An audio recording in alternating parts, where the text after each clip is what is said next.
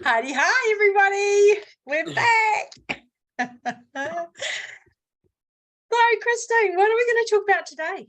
Literally, we have not decided on what to talk about. What's been coming up for you lately? I think that might it's spark about us an idea. Authenticity, going back to authenticity. And what does that mean to you?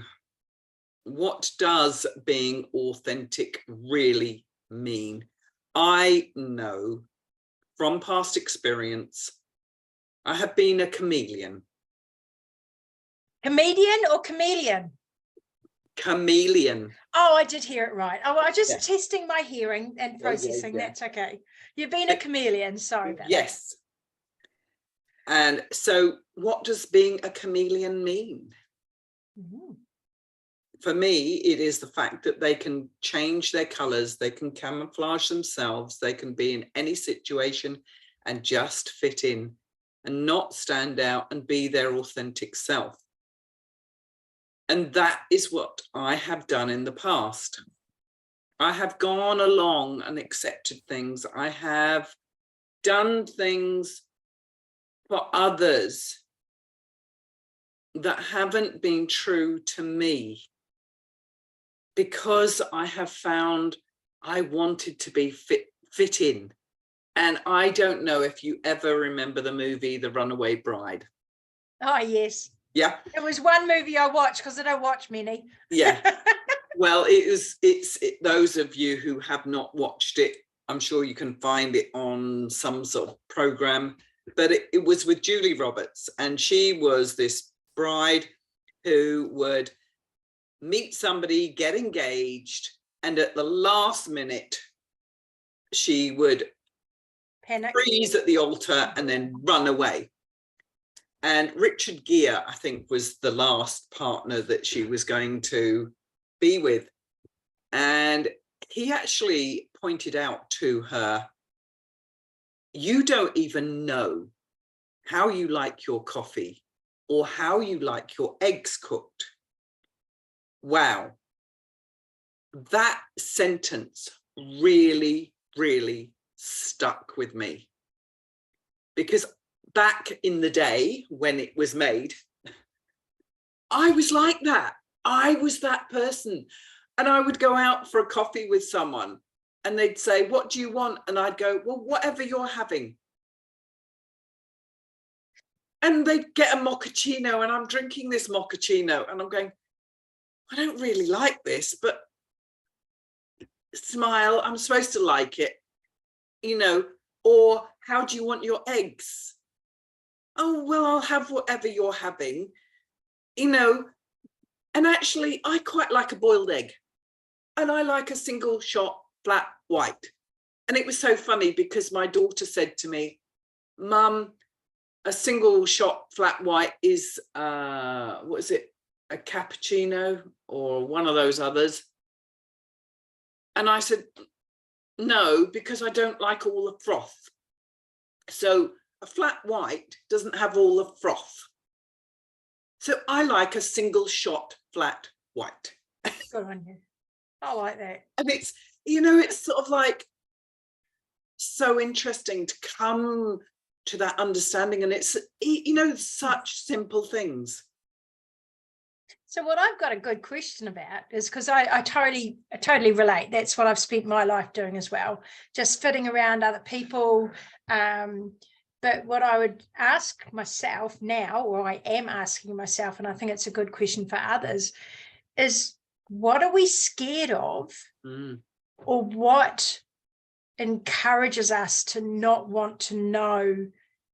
Or what have we heard that makes us think that we should blend in? It's like, for me, automatically comes up was I was had limiting beliefs that if I made a decision and got it wrong, then I would die, literally. Because, you know, if I got it wrong in certain places, then it felt like I was dying inside, because, you know, being my archetype as a fox and sheep, or love a magician, it's like, if I get it wrong, then I'm not good enough. And then I disappointed some other people, for example. So then that stopped me making decisions or being able to own who I was in case I got it wrong. So then I just became this no person that was getting it wrong anyway, because I wasn't being authentic. And I started to, churn up inside and really start, I was angry at the world but I created it, right? Because I wasn't being me, but I was scared to be me because I might get it wrong, for example. So that's, I think, really important questions is why? Why do we fit in? Mine was because I wanted to be liked. That's part of mine as well. Yeah. And I felt that if I had differing opinions that were totally against what the group had, that I was fitting into, then I would be ostracized, which means the whole exiled. And being exiled is like you're going to die. And it was sort of like, well, I'd rather go with the flow of what they think it should be. But I realized I was causing so much more problems by not speaking my truth, by not being my authentic self and actually saying, no, I don't like that. Just, when you were talking before about the coffee or whatever, it made me laugh when we were, because I've just been down to Wellington and spent some wonderful days with Christine, and God, it was so gorgeous to be back together. And we worked so beautifully together in sync. It was great. But, in the last morning when I was coming home and we went into that bakery and you... And you were trying to be great, because I don't know whether you didn't want to make the choice, but you said, right, it's your decision. And one, as a fox, you backed me into a corner. Thanks very much. And two, I didn't really know what I wanted. So then I had to make a decision. All of the stuff that we're just talking about. And just that moment just came blasting back to me of like, no, well, that's you're leaving sort of thing, your decision. I'm like, shit, now I have to make a decision. I don't like making decisions. Oh, there's a limiting belief, isn't there? Yes. And actually, I do know what I like. Yeah. Yeah. It was hilarious. And then we did choose something to eat and have. And you had whatever you had, which was a toasted sandwich with mushrooms and cheese and onion. And I had a cheese, onion and tomato toasty. Yeah. So pretty close, really, eh? There was no need for any of it. It's those stories that we create. I know, and they come up so quickly. What if I upset her? What if I, like all the stuff that was going on in my head, right, was instead of going, you know what, I really feel like this and this, and Christine can have whatever she likes, because she's an adult and she can choose what she likes. She doesn't have to have the same as me, her choice. I was going, but what if I choose a toasted sandwich and she wants a pie and she feels like she has to have the same as me, and blah, blah, blah, blah, blah, blah. All that chatter that goes on. You got the devil and the friggin' angel on this side. Yeah. Did you see me going like this? So how do we learn to trust ourselves and peel back the layers to become our authentic self, and trust that the decisions that we make for ourselves are the right decisions, are something that is genuinely right for us? How do we check in? That's the thing for me. It's sort of like, how did I learn to get the three brains in sync? The intellectual, the heart, and the gut, the intuitive. When I have those in alignment, then I make true and trusted decisions for myself. But how do I do that? And because you know what, when it happens, oh my God, isn't it glorious? It is so beautiful. I remember for years I'd gone down to Wellington, and all I wanted to do every year, I'd come home for Christmas and I'd say to my ex-husband, let's go move up that way, we blah, blah, blah.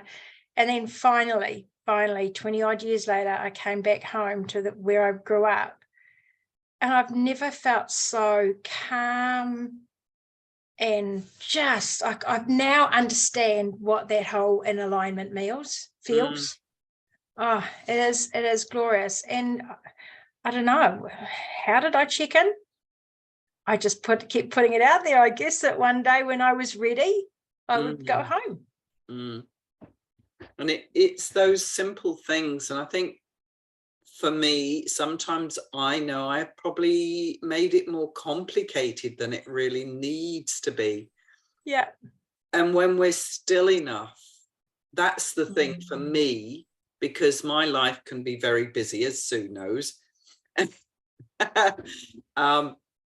And finding that stillness within to check in with yourself is the important thing.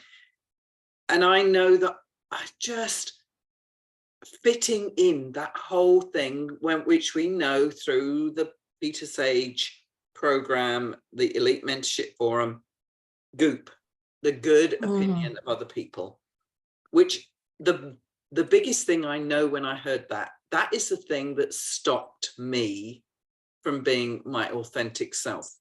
Because, as I said at the beginning, being that chameleon, wanting to fit in, not wanting to raise my head above the pulpit, although you talk to some of my friends and they think I always do it,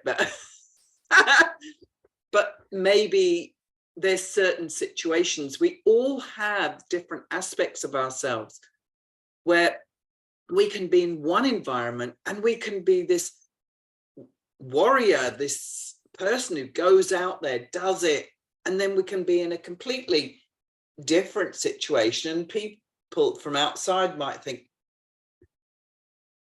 is that the same person? And where does this come from? Either it's like, and this very rightly, you've got a granddaughter living with you, and it's such a pleasure to watch you with her, because we know very well our children are sponges, and they learn everything from around them, what they hear, what they see, what they feel, what they touch, what they taste. That's where we learn it from. And someday I believe that one day something didn't fit the pictures of my needs. So I created a story or a belief. Yeah. And at that stage, it sets your direction for a very long time, until you understand that you have created a self-limiting belief. And for me, I was bullied heaps, and I found that if I just shut up, didn't say what I felt, that it was easier, supposedly. So then I didn't have an opinion, because I then became scared. What led that onto was I was scared of conflict, because I was just stopped talking, really. Well, at school, let's say, not so much home. Mother would just do it all at home, and then Mum would say, will you just stop talking, So then I created this belief that I talk too much. So then I started to believe that what I had to say wasn't valuable. So I'm not valuable. I don't add value. So you can see this all from one limiting belief, that because a moment didn't fit my story at the time of what I needed, I created a story, and it just creates a snowball. And, lately I've been doing a lot of work on those limiting beliefs, and wow, what a difference. But I'm starting to understand, when I peel those away, I find me inside. And the thing as well is we have to be kind to ourselves, because we might find that thing that caused it, but the old neural pathways are big, fat, thick, juicy ones. Juicy ones. Walked and walked and walked so that they are an automatic go-to. And so when we find that and we have to create new pathways, they're very tiny, they're very light, and we have to keep walking them and reminding ourselves to walk those so that the path becomes thicker and the old pathway gets overgrown. Yeah. And that's exactly why I want to get these types of conversations to our young ones. Because the sooner we get these conversations to them and they understand, the lesser fat and juicy those pathways already are. So the work is a lot easier at that age than it is by the time you get to our age. And aren't we so blessed to live in an age where we are more aware, because we only can grow because we're putting in the work. Yep. If we didn't put in the work, we would still have the same patterns that we gained from our parents, and they gained from their parents and their parents, and so on. So because we choose to do this work, we can create change. So it is a choice. You can choose to wish to change, or you can choose doing the same thing, saying the same thing, getting the same result. And there's a saying, the sign of madness, doing the same thing over and over and expecting a different result. Insanity, I think it is. Yes. I was actually with my friend the other day, sorry, and then I'll be quiet. No. He's a very wealthy man, and I was talking to him about, nothing seems to affect him in the same way. He's done lots of things and he's had lots of criticism, and he's had to take people to court because things have gone wrong. And I asked him, and he says, well, there's a German saying, something about the dog barking at the moon. Well, the moon doesn't care. The dog can bark and bark and say what it wants to say, and it's only in its own little environment and circle. But the moon's up there and it doesn't care. That's cool. I like that a lot. The dog can bark as much as it likes, but it's not going to change it. Shine bright. Yeah. And that's that whole, deal with what you can control, isn't it? So, authenticity. Well, I was interested because we use it so much in society nowadays, and it's sort of become a buzzword. So I just wondered what the dictionary says. Yeah. And the definition from the Oxford Languages. The adjective is of undisputed origin and not a copy, genuine. So why do we all try to be like somebody else when actually we've been gifted this beautifulness of our own to be our own, and yet we try and hide it and give it away to somebody else by trying to be like them? I know. We're one of a kind. You might be like somebody, or you have some traits like somebody, but we're us. We're our own thing. We are us and ourselves. I'm only just realizing from doing this work that my authentic self, when I am being me, not worrying about good opinion of other people, or trying to get Christine what she wants for lunch and just get me what I want for lunch, or, and then get rid of talking about myself when I'm saying the right thing. Just be me. It is beautiful. And I was saying to someone the other day, I couldn't believe it. I've just been walking around the supermarket minding own business. I must be smiling away or something. One day, 4 people talked to me. Yeah.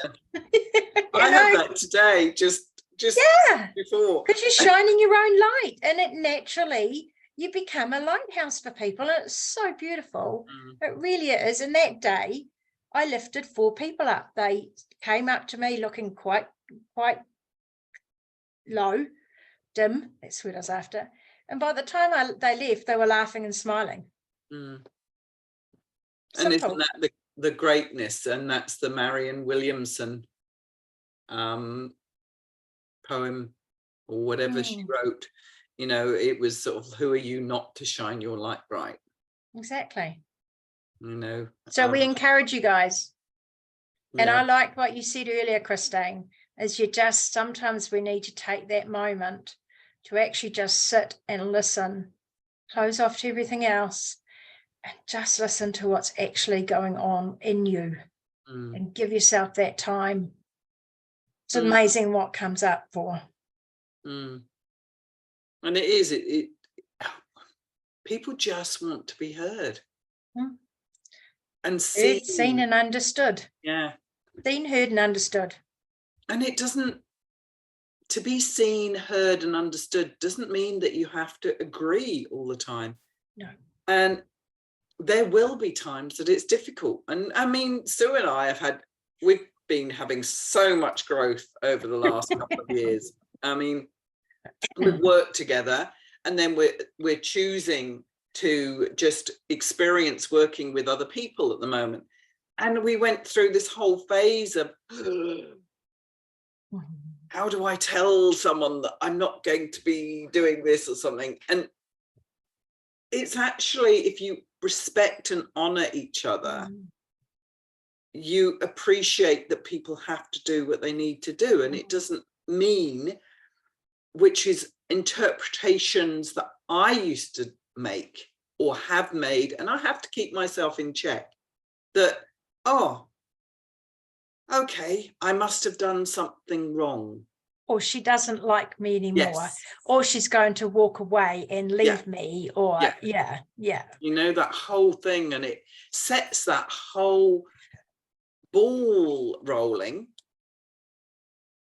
and it can gather so much speed with the chatter that goes on in the head, instead of actually saying, boom, stop. This isn't what's happening. This isn't something that happened from your childhood. This is a new relationship, new experiences, and it's a completely new time. That's the thing I think I'm learning, is that also for myself, yes, we've had past experiences, but if we're not careful, we color the new experiences we're having from our past. Yep. People do it all the time, Christine. They just don't even, and the knowledge is key, right? That's exactly what we're learning. So now we get to put it in place. We get to practice it. Whereas people are doing that all the time, and they've got no idea at all. No idea. And it keeps affecting them day after day after day after week, year, blah, blah, blah, until they come across what some of the work that we're doing or whatever it is for them. And then they can start making a change, doing the hard work, trust the process. Made me think about it with, like you were saying, with Tiare Rose, you know, and initially, like, she's going, oh, spiders, because her mum is afraid of spiders. And I'm suddenly going, spiders are good. Spiders eat flies. I like them. I like spiders. And so this 2-year-old is suddenly getting a change because she'd sort of like had this input of spiders to, no, spiders are good, so that she doesn't carry that energy of you know, with spiders. And we don't even know where it comes from. Nope. I know, like, it's interesting. My mum says to me, oh, you're just like your dad. She never says, oh, you're just like me. She doesn't stop and realize how much I am like her. And when I hold up the mirror for her, because I complete my actions, because that's what I've learned, she doesn't like it. You've got to be willing to look in that mirror. And sometimes it's painful. Yeah, well, I've been noticing that a lot of the conflict that I used to have, I should say, with my mum before I did Roya Kumatan's archetypal relationship work, was I never owned that my behaviour was causing triggers for mum. So then she would be triggered, and then she'd react, and then I'd feel like I was stuck in a corner. So then we'd have this Barney. Whereas now I can just go, do you know what, Mum? I'll be there by latest 2 o'clock. Might be earlier, but by 2 o'clock, I know I can be there. And by 2 o'clock, I'm there. And that way it early. also And gives then you she's choice. happy. Yeah, because I feel a bit of freedom, because that's what I need as my archetype. Hate being stuck to, but she needs a time. She feels really lost, and I'm really understanding now the how stressful for that is for her. So now we're both happy, and we're actually now able to be authentic, which is, it's just so beautiful to watch the transition of both of us. Yeah. And it leads to a calmer life around. And like you say, your mum isn't doing this work with Rory Kilmartin or Elite Mentorship Forum, but through you transforming, it's having a knock-on effect to those around you.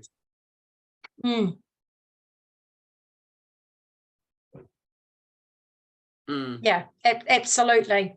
It is it's an amazing, when we start doing the work, is to and that's that, being the lighthouse, being your authentic self, being the lighthouse. So then the ripples start to show on the outside as you get to go around, which is really beautiful. Stop being a chameleon. Stop being a chameleon.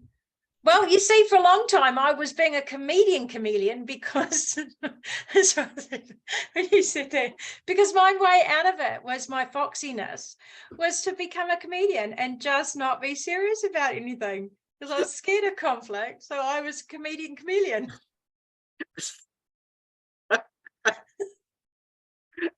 sure there's various different types of chameleons, isn't there? Yes, there are lots. And I was watching a nature program the other day, and there are certain spiders that do that as well. Yes. Anyway, not just on chameleons. That wonderful note, so I would advise you to stop being a chameleon. Touch base with who you are. And although it's scary, although it feels like you're going to die, to speak your truth, because at the end of the day, people like you more because they understand if you don't have the same opinions as them, and they actually value it more when you don't fit in. And I know it's scary to be the odd one out. Just you saying what you just did really made something click home for me. Like we say that you're not going to die, right? Literally, by not being your authentic self, you're actually dying more inside. Then if you take a step and do something and it doesn't go right, well, that's okay, try another step. But by not doing it, you're actually dying more and more and more inside every day. I hadn't thought of it that way, Christine, actually, until you just said what you did. But it makes sense, right? Doesn't it? Yeah. And we do it so often to ourselves. I feel more alive now than I've ever done. The learning from Sue and I is just be your authentic self. Step into the courage. Step into that. Just do it. All right. A chameleon. You're not going to let that one down there. No, I'm not. Anyway, lots of love. Remember, subscribe, share. We love you. This is so amazing. Bye. Bye. I've got to stop record. There. Right, done.